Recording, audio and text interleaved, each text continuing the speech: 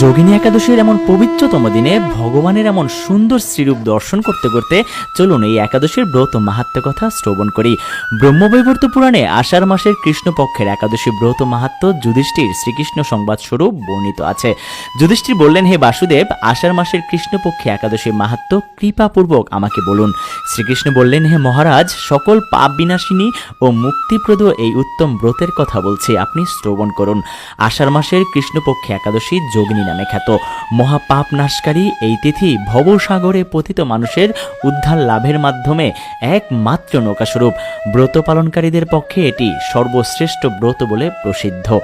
এই প্রসঙ্গে আপনাকে একটি পবিত্র পৌরাণিক কাহিনী বলছি।